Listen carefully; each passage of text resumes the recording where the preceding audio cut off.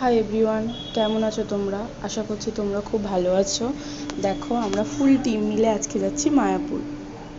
তো এই যে আমরা বাড়ি থেকে বেরিয়ে পড়েছি, নেক্সট টোটো ধরে ফেলেছি। টোটোতে করে আমরা যাচ্ছি ঘাটে। একবারে টোটোই করেছি, বাস আর করিনি। এই দেখো, এটা আমাদের ওখানকার রাস্তা। এটা আমার ছোটোবেলার স্কুলের সামনে দিয়ে যাচ্ছি। খুব মিস করছিলাম স্কুলটা।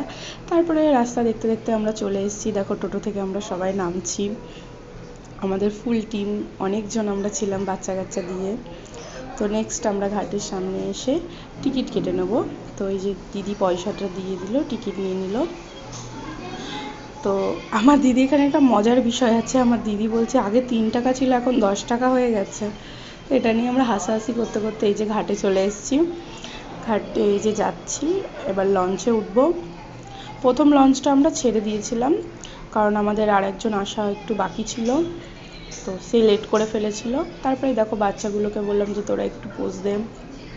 তো এই যে দেখো, আমাদের প্রথম লঞ্চটা চলে গেল। তারপরে আমরা দ্বিতীয় লঞ্চটায় গেছিলাম। তো এই যেখানে আমি একটু ঢং করে নিচ্ছি। তারপরে দেখতে দেখতে আমাদের লঞ্চটা চলে এসছে। তো সব লোকজন নামছে, দেখো কত ভিড়। মায়াপুরে সবসময় ভিড়ই থাকে। তারপরে এই যে আমরা শেষে নৌকায় উঠে পড়েছি, লঞ্চে উঠে পড়েছি, দিয়ে বসেছি। তো দেখো, আমরা জল দেখতে দেখতে যাচ্ছি। তো আমরা মাঝখানে দুটো নদীর ভাগ দেখার জন্য ওয়েট করেছিলাম ক্যামেরা বন্দি করব বলে, কিন্তু দুঃখের বিষয় সেটা এমনই ছিল যে দেখা যায়নি।